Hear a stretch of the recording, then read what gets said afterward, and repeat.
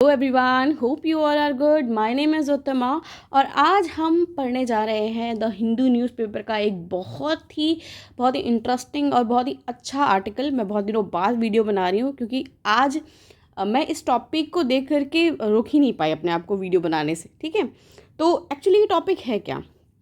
इस टॉपिक में बात हो रही है कि हमारे देश में, इंडिया में, जो लोकसभा और राज्यसभा के जो इलेक्शंस होते हैं, ये जो इलेक्शंस हैं ये अलग अलग टाइम पे क्यों होते हैं। जैसे कि हम सब जानते हैं कि अभी 2024 चल रहा है, तो 2024 के अप्रैल में हमारे यहाँ लोकसभा इलेक्शन है और कुछ और स्टेट्स के ले लिए जाएंगे, 4 स्टेट्स के। ठीक है, उसके बाद फिर 2024 फिर 25 में अलग स्टेट्स में इलेक्शन है, फिर 2026 में, यानी कि हर साल हमारे यहाँ इलेक्शंस होते ही रहते हैं। ठीक है, तो यहाँ पे हमें ये देखने को मिला है कि इलेक्शन कमीशन जो है वो बार बार ये बात करता है कि क्यों ना हम सारे इलेक्शंस एक साथ ही कराएं। ठीक है, तो हमें ये जानना है, इस आर्टिकल से हमें ये जानने को मिल रहा है कि वो एक्चुअली इलेक्शन कमीशन ऐसा बोल क्यों रहा है, ऐसा क्या फ़ायदे हैं अगर इलेक्शन सब एक साथ होंगे, इसके क्या नुकसान हैं।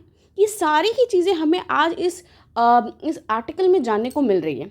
और आप जैसे देख सकते हैं, ये जो टेबल है, ये टेबल हमें बहुत ही अच्छी नॉलेज देगा अबाउट दिस आर्टिकल, जिसको हम बाद में आखिरी में एक और बार देखेंगे। Okay, so let's start this video. तो यहाँ पर एक्चुअली ये जो स्टोरी है ये कहाँ से आई है, यहाँ पर ये बताया गया कि एक हाई लेवल कमेटी जो है उसको बैठाया गया था, जिसमें कि क्या हुआ कि वो हाई लेवल जो कमेटी थी वो हमारे जो फॉर्मर प्रेसिडेंट है रामनाथ कोविंद, उनको हेड बनाया गया था। और इसको उसको सितंबर 2023 में बैठाया गया था। किस कारण से? कि उन्होंने कहा कि चलो देखो कि क्या क्या इश्यूज़ हैं, क्या क्या प्रॉब्लम्स हैं, अगर हम एक साथ लोकसभा और राज्यसभा के इलेक्शंस कराएंगे तो इससे हमें क्या क्या प्रॉब्लम्स देखने को मिलेंगी। ठीक है, तो यहाँ पर उसी का जो फीडबैक है, उसी से रिलेटेड ये जो हमारा पूरा आर्टिकल है वो आया है।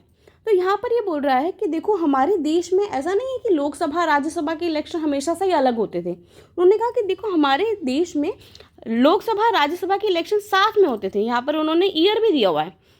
उन्होंने कहा है 1952, 1957, 1962, 1967, इन सालों में हमारे देश में जो लोकसभा है और राज्यसभा के इलेक्शन जो हैं वो एक साथ ही हुए हैं।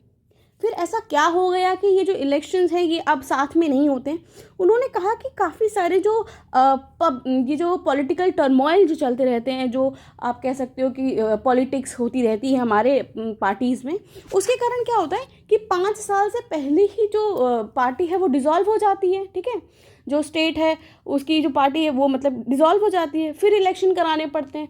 तो इस कारण से क्या हो रहा है कि ये जो प्रॉब्लम है वो वहाँ से होकर आई है। ठीक है, अब यहाँ पर ये बोला गया है कि यहाँ पर इन 2019 only 4 state had there assembly election along with the Lok Sabha. तो यहाँ पर ये बोला जा रहा है कि 2019 में सिर्फ 4 स्टेट ने इलेक्शन कराए थे। ठीक है, और यहाँ पर यही फर्दर आप देख रहे हो कि यहाँ पर इलेक्शन कमीशन ऑफ इंडिया जो है और लॉ कमीशन ऑफ इंडिया, ये सारे मतलब बार बार इस प्रॉब्लम को लेकर के आ रहे हैं नेशनल पार्टीज़ के सामने, ये सरकार के सामने लेकर आ रहे हैं कि ये एक बड़ी प्रॉब्लम है।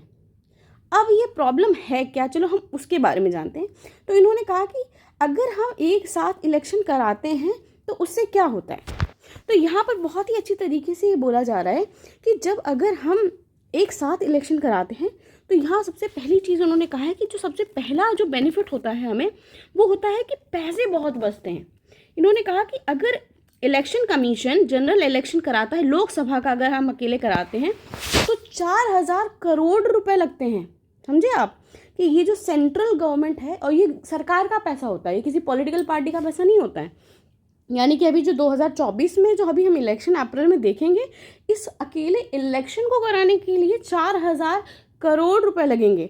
और फिर ये बोल रहा है कि स्टेट इलेक्शन में भी बहुत कुछ कम नहीं लगते हैं, लगभग ऐसा ही कुछ कॉस्ट आता है। तो सोचो कि हमारे देश का, सरकार का कितना सारा जो पैसा है वो सिर्फ इलेक्शन कराने में जा रहा है।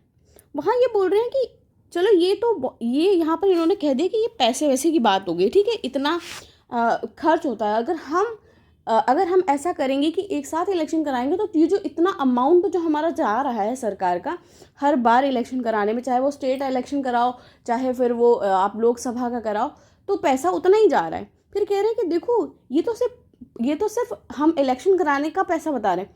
फिर पॉलिटिकल पार्टीज भी खूब सारा पैसा खर्च करती हैं हर बार अपने क्या नाम है, अपना जो रैली है, इन सब चीज़ों में जो पैसा खर्च करते हैं बहुत, मतलब ये कहा जा रहा है कि ये जो इलेक्शन है इसमें बहुत पैसा खर्च होता है। ठीक है, अगर एक साथ इलेक्शन हो जाएंगे तो ये जो इतना अमाउंट जो ये जो पैसा खर्च होता है ये कम होगा। ठीक है, अब ये दूसरा पॉइंट क्या बता रहे हैं, कह रहे हैं कि देखो क्या होता है कि there are at least 5 to 6 election happen every year. ठीक है, हर साल होते हैं।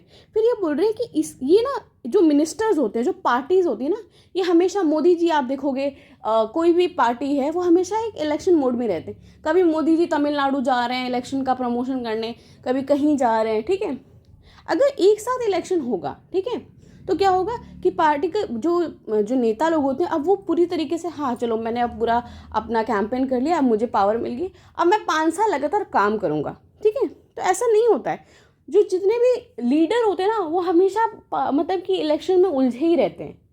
तो यहाँ हम देख रहे हैं कि ये चीज़ें परमानेंट देखने को मिलती हैं। ठीक है, दूसरी चीज़ यहाँ पर ये बोली जा रही है कि ये जो मोड ऑफ कंडक्ट होता है, जैसे सपोज कर लो कि इलेक्शन हमारे यहाँ अब होने वाले हैं, तो जिसे हम कहते हैं ना कि 40 से ये 40, यहाँ पर तो लिखा हुआ है 45 to जो 60 डेज़ होते हैं, उसमें जो स्टेट गवर्नमेंट है, सेंटर गवर्नमेंट है, वो कोई भी नई चीज़ लॉन्च नहीं कर सकती, कोई भी आप कह सकते हो कि लोगों को लुभाने वाली चीज़ नहीं कर सकती।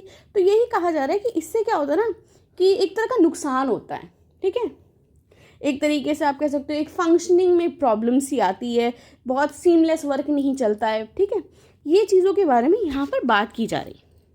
तीसरा पॉइंट जो यहाँ पर दिया गया है, ये कहा जा रहा है कि देखो जब भी कोई भी इलेक्शन होता है तो बहुत सारी आप सेफ्टी इश्यूज़ के लिए आर्मी को बुलाया जाता है। ठीक है, हम देख रहे हैं यहाँ पे बोला जा रहा है एडमिनिस्ट्रेटिव मशीनरी जो होती है उसको कम कर दिया, उसका काम बहुत स्लो कर दिया। जैसे कि हम जानते हैं कि जब भी इलेक्शन होता है तो जो डीएम होता है सिटी का, अब वो डीएम नहीं, अब वो इलेक्शन कमीशन के अंडर आ जाता है, फिर वो अलग काम, इलेक्शंस के काम में बिजी हो जाता है, तो जो फंक्शनिंग होती है वो थोड़ा कम हो जाती है। ठीक है, उसके बारे में यहाँ बात की जा रही है। और ये भी बोला जा रहा है कि पैरामिलिट्री फोर्सेस जो होती है ना, उनको उनकी लोकेशन से हटाया जाता है, फिर उनको वहाँ पोस्ट किया जाता है जहाँ पे इलेक्शंस वगैरह हैं। तो ये सारी चीज़ें बोल रहे हैं कि ये सारी चीज़ें जो हैं, ये इलेक्शन जो है एडमिनिस्ट्रेटिव वर्क थोड़ा स्लो कर देता है। ठीक है, फिर यहाँ पे एक और चीज़ बोली जा रही है, कहा जा रहा है कि ये जो हमारे यहाँ जो रैली वगैरह जो होती है, जो भी चल रहा है, इससे क्या हो रहा है कि इधर ये फोकस किया जा रहा है, बोला जा रहा है कि आजकल जो पॉलिटिक्स है ना स्टेट्स में और हर जगह पर, वो बहुत अलग तरह की होगी। पोलराइज कैंपेन किया जाता है, यानी कि लेफ्टिस्ट आप जाना होंगे, राइटिस्ट जो होते हैं, राइट लेफ्ट, ये थॉट्स जो होते हैं ना, ये बहुत ज़्यादा ही पोलराइज होगी। यानी कुछ पार्टी जो है वो हिंदू को सपोर्ट करेंगे, कुछ पार्टी जो है कि नहीं, हमको हिंदू मुस्लिम से कोई फ़र्क नहीं पड़ता, हम तो सिर्फ अच्छी से कंट्री चले, सब इक्वालिटी रहे, उस पर बिलीव करते हैं। ठीक है, तो ये देखा जा रहा है कि हमारा जो देश है वो इतना डाइवर्स है। इस डाइवर्सिटी के कारण क्या हो रहा है, ये जो पोलराइजेशन कैंपेन हो रहा है, इससे लोग जो है ना अलग होते जा रहे हैं। ठीक है, ये हमें देखने को मिल रहा है सोसाइटी में। तो इस आर्टिकल में यहाँ पर ये सारी जो आप कह सकते हो कि प्रोज बोल रही हूँ, कॉन्स हैं, यानी कि ये सारे नुकसान जो हैं ये हमको झेलने को मिल रहे हैं, क्योंकि ये जो अलग अलग इलेक्शंस होते हैं। ठीक है, तो यहाँ पर ये बोल रहे हैं कि अच्छा, अगर एक साथ इलेक्शन करा दिए जाएंगे तो क्या होगा, तो क्या सारी चीज़ें सही हो जाएंगी, पैसा बचेगा, माना कि पैसा बचेगा, सब कुछ होगा, तो क्या कोई और प्रॉब्लम नहीं होगी? कह रहे नहीं, ऐसा नहीं है कि अगर इलेक्शन एक साथ होंगे तो प्रॉब्लम नहीं होगी। उन्होंने कहा देखो प्रॉब्लम होगी, क्यों, क्या क्या प्रॉब्लम होगी, यहाँ पर उन्होंने इसके बारे में भी डिस्कस किया है। उन्होंने कहा कि देखो इंडिया जो है ना एक फेडरल कंट्री है। ठीक है, फेडरल कंट्री से इनका मतलब क्या है कि हमारे यहाँ पर बहुत डाइवर्सिटी है। हाँ, तो डाइवर्सिटी के साथ वो ये समझाने की कोशिश कर रहे हैं, वो ये कह रहे हैं कि हर एक स्टेट, ठीक है, हर एक स्टेट की अपनी प्रॉब्लम है। ठीक है। बिहार की अलग प्रॉब्लम है, महाराष्ट्र की अलग प्रॉब्लम है, हम अगर नॉर्थ ईस्ट जाते हैं तो नॉर्थ ईस्ट की अलग प्रॉब्लम है, ठीक है, वहाँ ट्राइब्स का प्रॉब्लम है, हर एक स्टेट की ना अलग प्रॉब्लम है। तो वहाँ ये बोल रहा है कि अगर लोकसभा और राज्यसभा का इलेक्शन एक साथ हो जाएगा ना, तो जो स्टेट की प्रॉब्लम है, ठीक है, जो एक राज्य की जो प्रॉब्लम्स होती है वो ना उसका वो दब जाएगी। क्योंकि अगर मैं लोकसभा की बात करती हूँ, ठीक है, लोकसभा के इलेक्शन की बात करती हूँ, तो सेंट्रल गवर्नमेंट से ना हम लोग अलग एक्सपेक्ट करते हैं। हम सेंट्रल गवर्नमेंट से सोचते हैं कि हाँ हमारा जीडीपी बढ़ेगा, हमारा क्या नाम है ग्रोथ होगा, हमारा कह सकते हो आप डिप्लोमेसी, यानी कि हमारे बाकी देशों से अच्छे वो रहेंगे। यानी कि सेंट्रल गवर्नमेंट के अंडर ना अलग चीज़ें आती हैं, हम उनसे अलग चीज़ें एक्सपेक्ट करते हैं। मेरे जब हम स्टेट की बात करते हैं तो स्टेट में क्या होता है कि हम स्टेट से सोचते हैं कि वो स्टेट की जो प्रॉब्लम है, अब सपोज कर लो कि इंडिया की ये बिहार की प्रॉब्लम या यूपी की प्रॉब्लम, थोड़ा जो अनएम्प्लॉयमेंट की जो प्रॉब्लम है, ठीक है, हम चाहते हैं कि ये ज़्यादा उसको टैकल करे। मेरे हम महाराष्ट्र में जाते हैं तो महाराष्ट्र की प्रॉब्लम अलग है, ठीक है, कहीं पर सूखे की प्रॉब्लम है, कहीं कुछ प्रॉब्लम है। तो ये कह रहे हैं कि अगर हम एक साथ ये सारी चीज़ें इलेक्शन जब करा देंगे ना, तो वो जो पॉइंट है, ठीक है, स्टेट का, वो दब जाएगा, वो अच्छे से निखर के नहीं आएगा, स्टेट वो पार्टीज उस पर काम नहीं कर पाएंगी, ठीक है। तो ये एक बहुत ही इंपॉर्टेंट पॉइंट जो है इस आर्टिकल में निकाला है उन्होंने। यहाँ पर देखिए लिखा हुआ है, Lok Sabha and all the state assembly would result in the national issues. अब नेशनल इशूज़ जो है, जैसे कि नेशनल इशू हमारा चाइना से बहुत इशू है, ठीक है, हमारा ये जीडीपी बहुत बड़ा है कि हाँ जीडीपी हमारा ग्रोथ होना चाहिए, ये वो सारी चीज़ें, ठीक है, अनएम्प्लॉयमेंट, ये सारी चीज़ें हमारी है, नेशनल इशूज़ हैं। कह रहे कि ये सारी ओवर शेडो हो जाएंगी स्टेट स्पेसिफिक इशू, यानी कि उसको छुपा देंगी स्टेट। तो ये इस पे यहाँ पर ये बताया जा रहा है। इसके साथ में यहाँ पे आर्टिकल में ये भी बताया जा रहा है कि एक्चुअली ये जो चीज़ है ना, ये हमारी एक फेडरल स्पिरिट है, ठीक है, हमारे देश की एक फेडरल स्पिरिट है, जिसमें कि ये एक बेसिक स्ट्रक्चर है। यहाँ पर ये बताया जा रहा है कि काफ़ी बार ये होता है कि इलेक्शन के फीडबैक से जो होता है ना, वो सेंटर और स्टेट जो है वो काम करना शुरू करता है। यहाँ पे बहुत अच्छे से बताया गया है कि वेरियस टाइम, ठीक है, there have been many policies that have been initiated by various central and state government in the past due to the electoral feedback. जैसे कि मुझे याद है कि बिहार में आई थिंक ये अल्कोहल, दारू की बहुत प्रॉब्लम थी। तो आई थिंक वहाँ की जो लेडीज़ थी, वहाँ पर उन लोग का बहुत ज़्यादा था कि यहाँ बिहार में बहुत दारू है, लोग जो यूथ है वहाँ का ख़राब हो रहा है। तो वहाँ पर उस चीज़ को एक पॉलिटिकल मुद्दा लिया गया, पार्टीज ने कहा कि ठीक है हम अल्कोहल को बैन करेंगे, ये करेंगे, वो करेंगे। ऑल्दो अल्कोहल से बहुत पैसा आता है किसी भी गवर्नमेंट को, तो लेकिन उन्होंने, क्योंकि वो उनके स्टेट का मुद्दा था, तो उन्होंने उसको लिया, उसको एक नेशनल, एक पॉलिटिकल पार्टी का अपना मुद्दा बनाया, ठीक है। तो ये चीज़ें यहाँ पर देखने को मिल रही हैं। उसके बाद ये कह रहे हैं कि देखो चलो माना कि ये सारी चीज़ें हम किसी तरीके से आगे सॉर्ट आउट कर देते हैं, जो स्टेट का इशू है। उसके बाद भी उन्होंने कहा कि प्रॉब्लम्स हैं। उन्होंने कहा क्या प्रॉब्लम्स है भाई? तो उन्होंने कहा देखो, अगर हम ऐसा कुछ करते हैं, अगर एक साथ इलेक्शन करने का सोचते हैं, तो हमें हमारे कॉन्स्टिट्यूशन में भी कुछ बदलाव करने पड़ेंगे। यानी कि हमारा जो संविधान है, जो बुक है हमारी, उसमें भी हमें कुछ ना कुछ अमेंडमेंट्स, कुछ बदलाव करने पड़ेंगे, तभी जा कर के ये संभव हो पाएगा। अब उन्होंने क्या कहा है? कहा जा रहा है कि India is a parliamentary democracy where the government of the centre and the state need enjoy majority in the Lok Sabha and legislative assembly respectively. तो उन्होंने कहा कि देखो भाई, हमारी तो डेमोक्रेसी है। अब यहाँ पर कोई भी अगर सपोज कर लो सेंटर में अगर बीजेपी है, अगर बीजेपी के पास ज़्यादा नेता हैं तभी तो बीजेपी अपनी सरकार बनाएगी। तो उन्होंने कहा कि अगर सपोज कर लो कि चलो शुरुआत में बीजेपी ने सरकार बना ली, उसके बाद उसके नेता खुद ही सोच रहे हैं कि नहीं यार ये पार्टी अच्छी नहीं है, मुझे छोड़ना चाहिए, और अब बीजेपी के पास कम लोग हैं, तो क्या होगा? बीजेपी की सरकार तो गिर जाएगी ना। तो उन्होंने कहा देखो, ये बहुत बड़ी प्रॉब्लम है कि सरकार बन तो जाती है, लेकिन बीच में ही ना क्या होता है कि उनका जो जोड़ होता है, आप कह सकते हो दो पार्टी मिलके जो कहते हैं ना साथ में बनाती हैं, वो बीच में वो टूट जाता है। जैसे महाराष्ट्र गवर्नमेंट में आजकल जो चल रहा है, देखने को हमें बहुत अच्छे से मिला।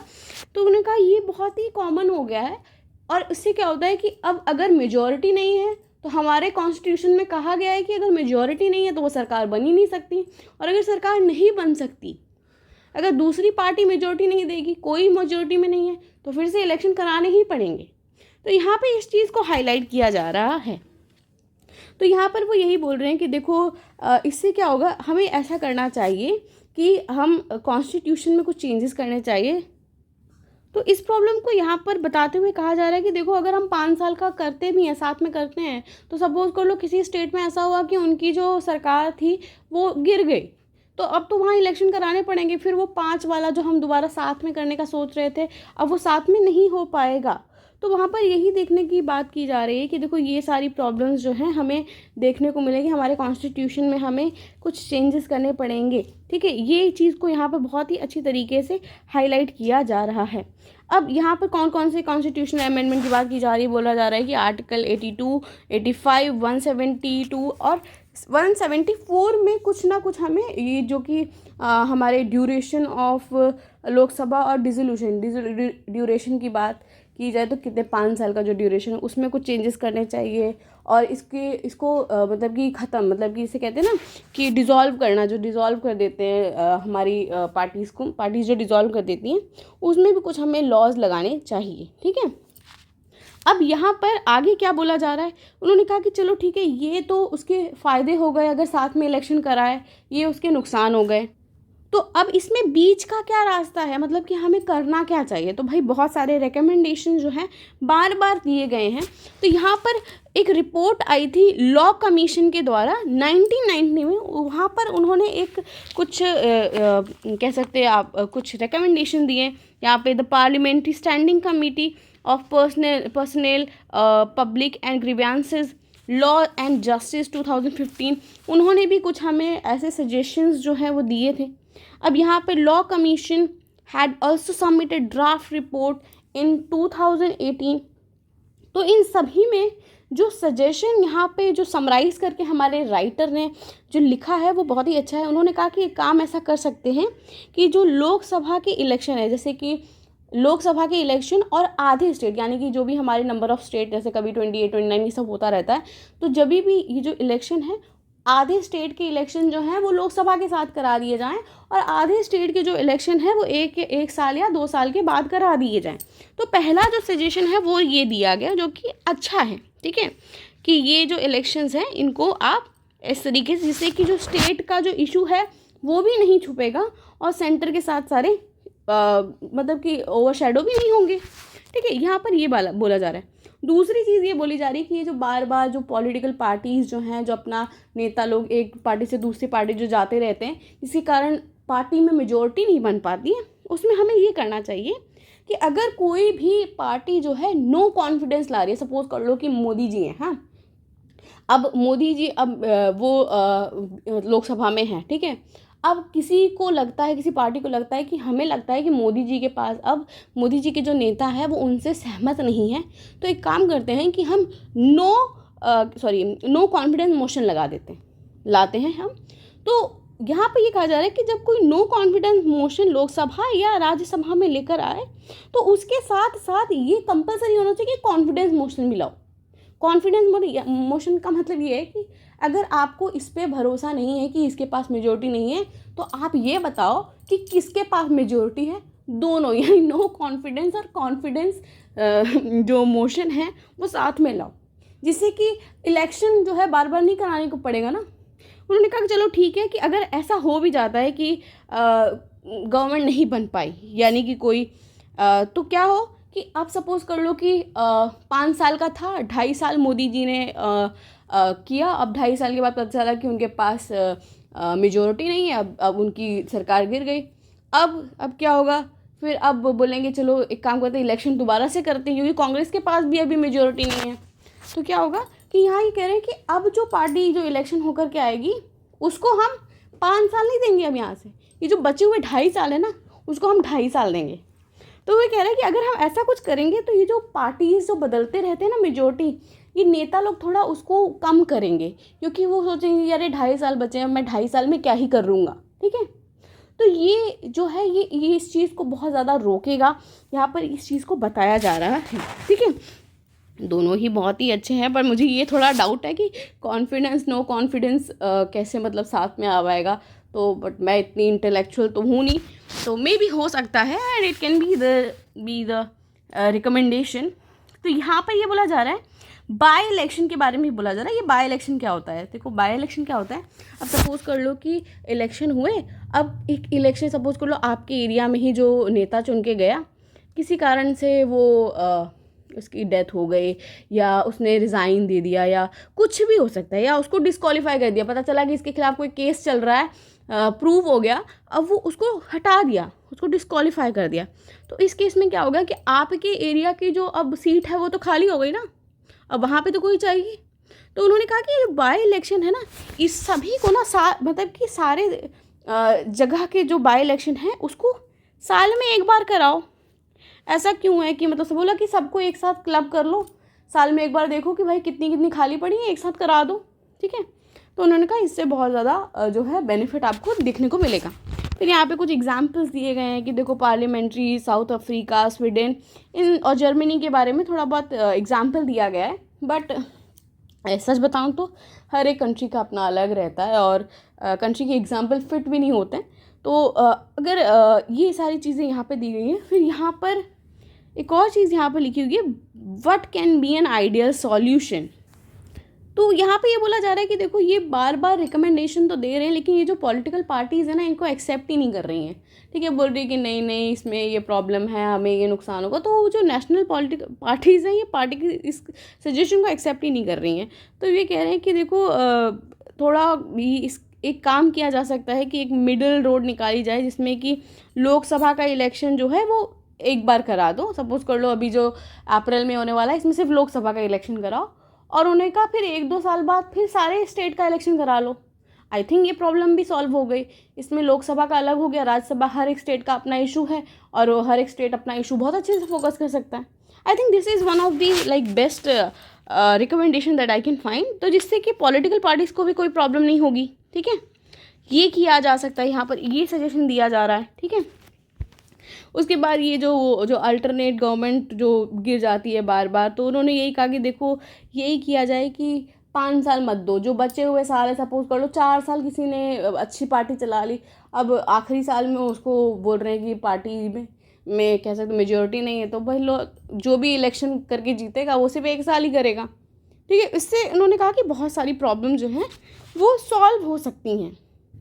सेम यहाँ पर फिर इन्होंने कहा कि जो बाई इलेक्शन है इसको क्लबिंग करके एक साथ, उन्होंने कहा जो ऊपर जो दिया गया है रिकमेंडेशन बाई इलेक्शन के बारे में वो सही है, ठीक है। तो ये सारी चीज़ों को यहाँ पर बात की जा रही है, and I think this article is very very very good. बहुत ही अच्छी तरीके से इसको बताया गया है। और अगर हम इस चार्ट को देखें तो यहाँ पर ये चार्ट एक्चुअली हमें ये बता रहा है कि सपोज कर लो कि अगर मैं चाहती हूँ कि अप्रैल में सारे इलेक्शन कराए दिए जाएं, लोकसभा और राज्यसभा, पूरे देश में इलेक्शन, स्टेट के भी साथ में, तो किस किस स्टेट में वर्किंग मतलब कि रोकनी पड़ेगी। यहाँ पे ये बोला जा रहा है कि कर्नाटका में हम जो स्टेट गवर्नमेंट है, देखिए आप दिखा है -47, यानी उनके 47 डेज़ कम करने पड़ेंगे। अब यहाँ पे देखा जा रहा है कि जैसे कौन कौन से स्टेट हैं जिनमें बढ़ाने पड़ेंगे, ठीक है।